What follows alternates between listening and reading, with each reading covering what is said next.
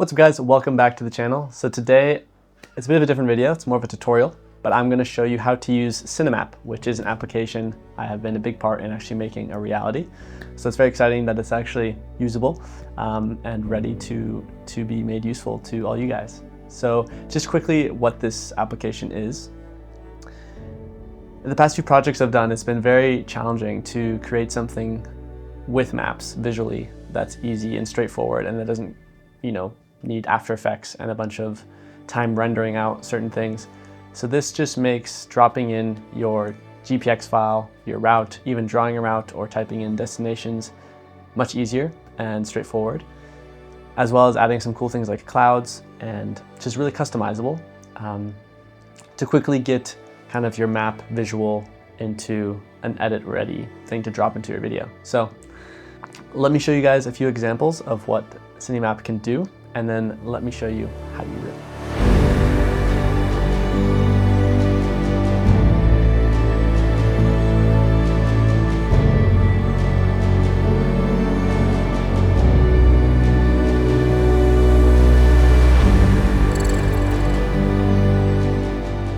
All right guys, so we are here in CineMap and I'm gonna do two goes at this. So first one, I'm just gonna quickly show you the workflow. And then second go around, I'm gonna go through every single feature so you guys can see all the details if you want to.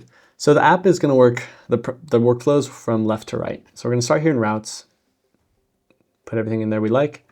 Then we're gonna go to style. I'm gonna walk through these styles later, but we have different styles of maps. We're gonna start with the satellite one. And then in overlays, we can choose what is on and off. So for this example, I don't necessarily wanna show too many things. So I'm gonna turn off the place names. I'll leave the water labels on, natural labels, and turn off roads because we don't actually want roads in here. Perfect. So I've turned on and off what I want and don't want. Now I'm going to go to atmosphere and I'm going to change the cloud cover. I'm going to bring in the clouds a little bit lower because there is low-hanging clouds in this area, just so we can see it in the render a bit better. And I like where the grain's at. I like where the highlightation's at. And then I'm simply going to go to the camera and I'm going to choose chase for this one, which is just kind of going to be a higher flying follow of the path of the route. But there are waypoints and all sorts of different presets available as well. And waypoints, which you can customize the camera path. And then I'm going to choose how long I want the animation to be. So in this case, I want it to be 30 seconds because it is a pretty long route. And then I'm going to choose the resolution I would like and the aspect ratio. You can preview your aspect ratio here to see kind of what your export's going to look like. And then I'm simply going to hit export. And now it's going to load, do its thing, and then simply drop into your downloads folder where you can drag it from your downloads to wherever you want to use it and bring it straight into your edit. Okay, so now we're going to do a more detailed walkthrough from beginning to end on all the tools. So we're going to start back over here in route, and here we have the import tool. So you can simply click here and choose the file you want to import to build your route. It's going to be an XML or a GPX file or a KML file.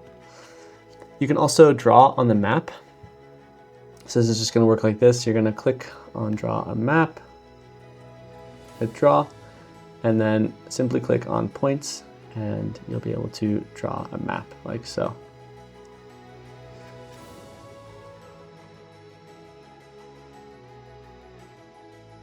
For now, we have the GPX file imported, so we're actually going to just do that. Here, we can increase the thickness of our path, as well as add a glow if we would like. So the glow is simply just going to be a glow on the outside of the line. So here we can adjust the width of our path as well as the glow around it. So the glow is only going to show up once you hit the render page, but you can choose the color of the glow around it. What's sometimes quite cool is to have a bit of a darker shadow underneath. So we'll leave that there for now. On the route line, solid is usually the go-to, but you can choose a glow, dashed, and pulse. Now for the style. So this is where it gets pretty fun because we can choose different styles from what you're seeing now, which is satellite, all the way to blueprint. which is a lot obviously more simplified. And you might be wondering what all this white stuff is. Those are the clouds, so we can turn the clouds off for now. So we'll stay in the blueprint for now. Also on the styles, we can change our altitude exaggeration. So on 1, it's accurate terrain height, and then we can also exaggerate it if we want to for any reason. Obviously with these volcanoes, it's looking to look crazy exaggerated. But if you're in more of a flat area, but you still want to give that 3D look, then you can obviously exaggerate the heights a little bit. On overlays, we can turn on and off everything from roads to buildings, transit lines, borders, pretty much anything you want on or off. So here we've got everything turned on, which is a bit busy. So I prefer to turn off a lot of these just to give it a more clean look. On atmospheres, this is quite cool. So what I showed you before which is the clouds. You can actually see it very well on this blueprint map. So we can also exaggerate the altitude of our clouds, or just change the altitude of our clouds, like so. And there's a lot of presets here: film grain, highlightation.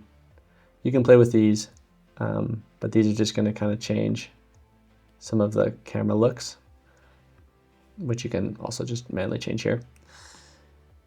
And then in the camera, we've got a bunch of different camera options. I'm doing an update now to the application to where you'll see a little preview of what each of these can do actually right here in the UI. But for now, I'll just play you a few examples. So chase looks like that. Orbit will simply orbit around the path. Top down is pretty self-explanatory.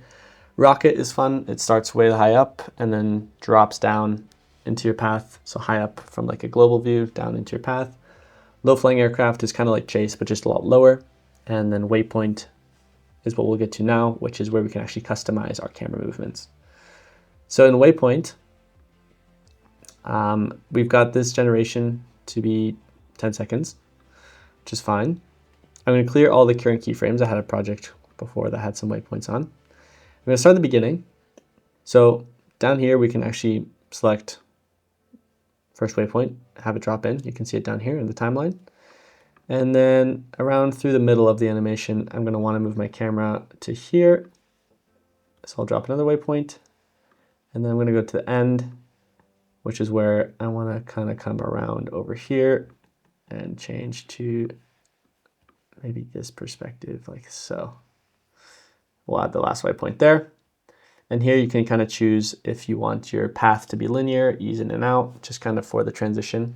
So once we hit play, it's going to cache all the tiles, so it'll give you an accurate preview of what you're doing. Obviously, depending on the length of the animation, this time will vary and the speed of your computer. But now we can watch back the animation and we can see our keyframes doing what they're supposed to. Boom, there we go. Another thing I do want to mention, you can see the time changes of the route. It's like slows down and speeds up because it's accurately representing kind of the slower parts and the faster parts of the route. So for example, if you slow down on this motorbike, it's going to be slower in the animation. Inside the route, we can turn on constant speed, which pretty much just makes from A to B the same speed. It's going to ease in and out in the beginning and the end just to smooth it out, but it's going to keep the same speed throughout the animation. I'm going to walk through a few more of the styles. One of my favorite ones is vintage. Vintage doesn't look great with clouds, so I'm going to turn clouds off because they kind of just get blended in with the white around. And on the overlays, I think vintage looks good with quite a bit of information turned on because, yeah, it's kind of more like a white canvas, so it has more room for things to show up. And you can see it's quite a cool look. And so if we hit play again, it's going to use the same waypoints, but just with a different style. So we'll see what happens now and see what this one looks like. So here we have the same animation, same waypoints, different style. Okay, now for the export settings. Since we've gone through most of the settings here, there is going to be a few more features here once this is released, because I'm making this video a bit prematurely, but they will be here. So there's going to be one called 1080p Plus, which is pretty much just 1080p, but with a bit more bit depth, and it's going to be oversampled and compressed again. And then 4K is just going to take longer to export, but obviously give you the best quality. And all the way over here on the right hand side, we have a manage subscription button, sign out. The reset visual state button will allow you, if something's not working really well, or let's say the clouds aren't loading in, just go ahead and click reset visual state. It'll kind of reset the environment, not the whole environment, but just kind of reload some things, and then usually things work pretty seamlessly again after that. Here we can just play around with some avatars. Hopefully we'll be adding some more of those soon. And then here, this is also quite important. We can save our current route and style here. So if we click on this, it'll ask for a name, give it a name. We can call this bike trip 2, hit enter, and then it'll save in here. And so now we can, like, for example, go back to my Wild Coast path here. And we can quickly then be like, okay, now I want to jump back to this project or this route, and boom, we're back.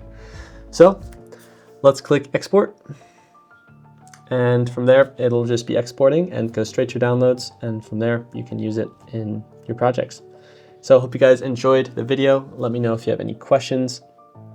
And I hope you guys enjoy using CineMap.